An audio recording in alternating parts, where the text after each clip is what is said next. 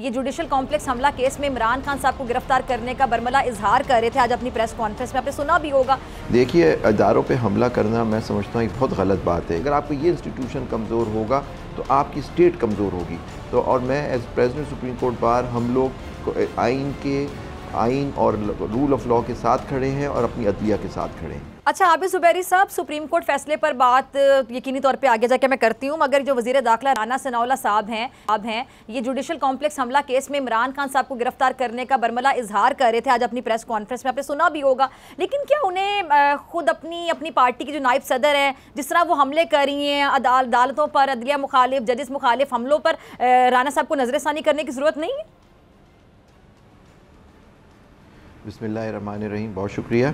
देखिए, अदारों पे हमला करना मैं समझता हूँ एक बहुत गलत बात है। ये जो जुडिशरी का जो एक डिपार्टमेंट है, ये जुडिशरी जो है एक सुतून है हमारी मुल्क का, हमारे आइन का, और आपने उस पर अगर हमला कोई भी कर रहा है तो इसका बिल्कुल नोटिस लेना चाहिए। और मैं समझता हूँ कि नोटिस लेना चाहिए और लोगों को इज्तनाब करना चाहिए कि इस तरह अदालत की आप हतक करके, आप इस चीज़ें करके आप अपने ही इंस्टीट्यूशन को, अगर आपका ये इंस्टीट्यूशन कमज़ोर होगा तो आपकी स्टेट कमज़ोर होगी। तो और मैं as president supreme court bar हम लोग आइन और रूल ऑफ लॉ के साथ खड़े हैं और अपनी अदलिया के साथ खड़े हैं। आपके जो गुज़िश्ता रोज़ के दलाइल हैं और आज आने वाले फैसले से ये बड़ा वाज़ेह हुआ है कि जी आइन की पासदारी हुई है, आइनी तकाज़ों को अहमियत दी गई है। तो आगे की सूरत हाल ज़ुबैरी साहब क्या देखते हैं? देखिए, फ़ैसला तो आ गया, लेकिन आप जानते हैं कि आज अजीब सी एक बहस छिड़ गई है कि फ़ैसला है क्या। देखिए, आप इसमें एक नई अबहम पैदा किया जा रहा है इस फैसले में, वो ये है कि जी ये 4-3 का फ़ैसला है और जो चीफ जस्टिस साहब ने जो नोट लिखा है वो माइनॉरिटी नोट है, हैंस जजमेंट नहीं है। विद अटमोस्ट रिस्पेक्ट, जो लोग ये बातें कर रहे हैं बिल्कुल आइन और कानून से हट के बात कर रहे हैं।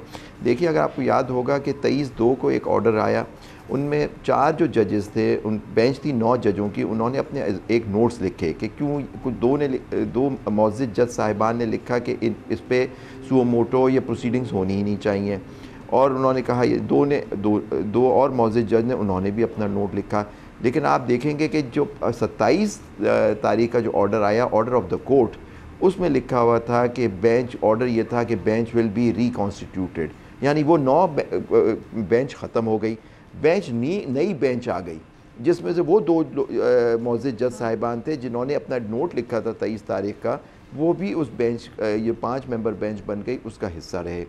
और जस्टिस मंसूर अली शाह ने तो यहाँ कहा कि वो अपनी कॉन्स्टिट्यूशनल ड्यूटी करते हुए इस बेंच का हिस्सा बन रहे हैं, तो वो उस बेंच में रहे। 2 मौजूद जज साहिबान, 4 मौजूद जज साहिबान उस बेंच 9 मेंबर बेंच से अलग हो गए, तो रिकॉन्स्टिट्यूटेड बेंच बनी। उसमें केस दोबारा से असरे 9 चला।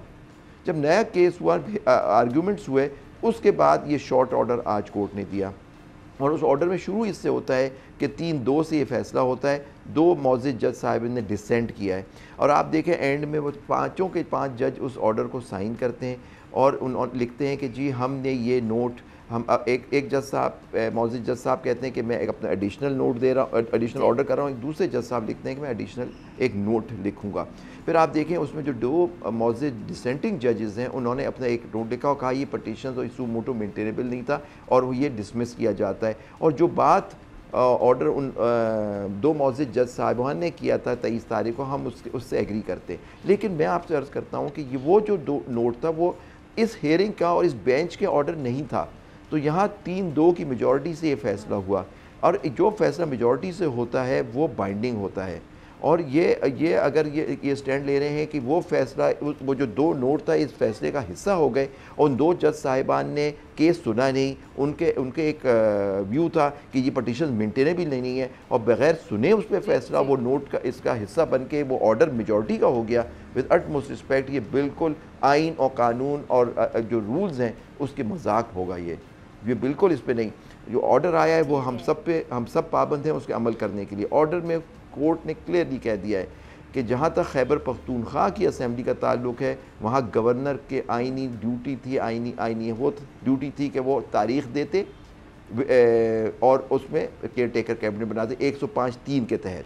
दूसरी सिचुएशन में जैसे पंजाब है, जहाँ गवर्नर साहब ने दस्तखत नहीं किए थे डिसोल्यूशन पे, तहलील पे, तो 48 घंटे पे चली गई थी। तो वो गवर्नर साहब ने नहीं, वो 105(3) नहीं लगेगा। फिर आप कानून जो ख़ुद एक आइन के आर्टिकल 222 के तहत बना हुआ है इलेक्शन एक्ट, उसकी शिक नंबर सेक्शन 57(1) के तहत प्रेसिडेंट उसमें तारीख देने के पाबंद होंगे और तारीख देंगे in consultation with the election commission of Pakistan.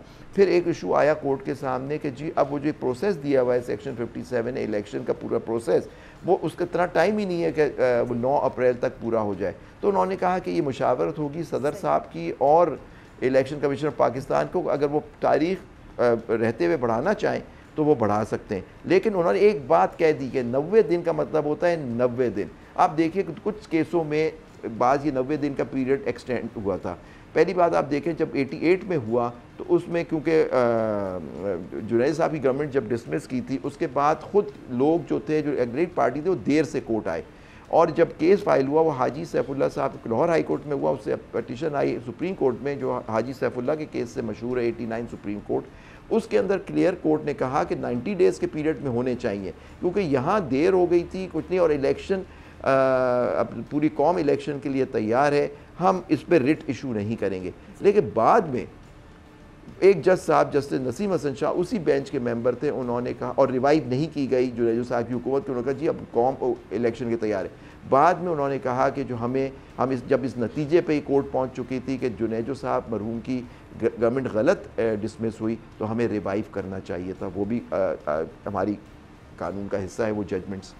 तो ये सारी बातें जो हो रही हैं मेरे लिहाज से कि एक ऑर्डर आ गया है, रीज़न्स आ जाएंगे उस पर, आपको उस पर अमल करना है। अब प्रेसिडेंट साहब को चाहिए कि आर्टिकल 57(1) के तहत वो बुलाएं और इलेक्शन कमीशन से बैठ के मशावरत करें, और उससे तारीख अगर आगे करनी है या इलेक्शन एयरिंग का पीरियड कम करना है, वो जो भी उस पर फैसला करें, वो अब इस आगे चलें। सर आबिद साहब आपकी तरफ आ रही हूँ, ये जो मरियम साहिबा तराजू बराबरी इस तरह की बातें कर रही हैं, और इमरान खान साहब की गिरफ्तारी की भी ये हुकूमत जो है पहले दिन से ख्वाहिशमंद है, और बहुत से केसेस भी ऐसे और ख्वाहिशमंद है कि किसी तरह गिरफ्तार कर लिया जाए। एक जो तासुर दिया जा रहा है कि जी नवाज शरीफ साहब, इमरान खान साहब, ये जो कंपैरिजन तराजू की बात, बराबरी की बात, फिर इस तरह के मुतालबात के सिजेरियन माफिया, गॉड फादर के जो अलकाबात हैं वो वापस लिए जाएँ, तो वैसे वाकई वापसी मुमकिन है ऐसे अलकाबात की? और मरियम साहिबा के इन मुतालबात को आप कैसे देखते हैं कानूनी पहलू की अगर मैं बात करूं? मैं जानना चाहूँगा जी, मैं कानून में आता हूँ, लेकिन ज़रा मुजम्मिल साहब की जो बात की ज़रा मैं उसको वजाहत कर दूँ कि ये जो बात इन्होंने की थोड़ी सही नहीं है। देखिए हमारे सिस्टम में एक ट्राइकोटमी ऑफ पावर है। हमारे मेन 3 इंस्टीट्यूशंस हैं, parliament, the judiciary and the executive. इसके अंदर सबकी पावर्स आइन डिफाइन करता है, और कोर्ट के पास जो पावर होती है उसको कहते हैं जुडिशल पावर।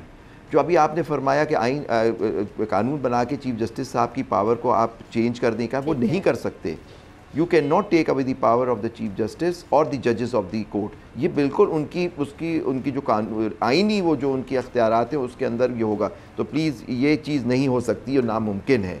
इसी तरह पार्लियामेंट के अख्तियारात को ख़त्म कोई नहीं कर सकता, क्योंकि पार्लियामेंट सॉवरेन है। लेकिन देखिए जो बात आती है कि कानून साजी होती है पार्लियामेंट में, लेकिन उसकी इंटरप्रिटेशन जो होती है वो आइन ही अख्तियार देता है अदालत को, कि कॉन्स्टिट्यूशनल कोर्ट्स हैं कि वो आइन की तशरीह करे। वो तशरीह का इख्तियार होता है कि आइन कहता क्या है, उसका मतलब क्या है, वो कोर्ट के पास ही पावर होती है।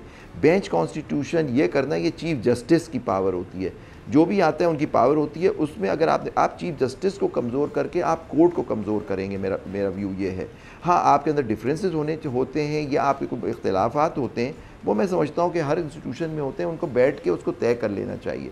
ये तो हो गई बात जो मुजम्मिल साहब ने फरमाया, तो मैं उस पर थोड़ा चाह रहा था कि ये बात आपके नाज़रीन को बता दूँ कि judicial power can not be taken away from the court, and the court itself is the chief justice and the जजेस of the honourable supreme court.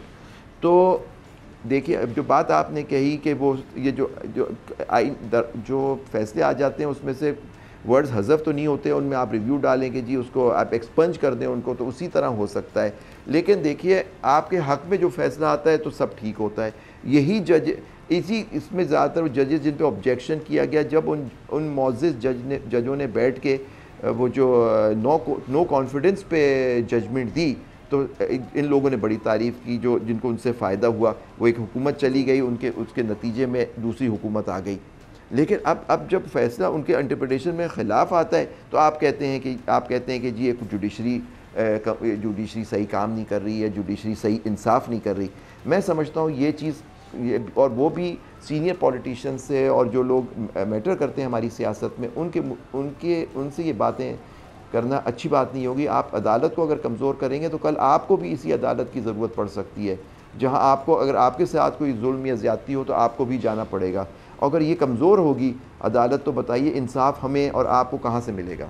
हमें इस इदारे को मजबूत करना है। हर इदारे के अंदर इश्यूज़ होते हैं, लेकिन उसका ये मतलब नहीं होता कि आप उस पर हम इस तरह से हमले करें पब्लिक में। अगर आपको ये वीडियो पसंद आई तो सब्सक्राइब करें और बेल आइकन पर क्लिक करें।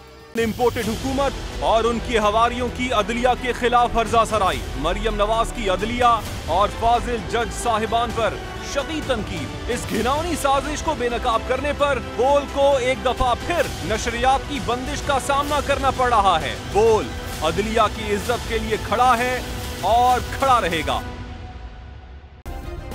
सब्सक्राइब करें और बेल दबाएं ताकि कोई खबर रह न जाए।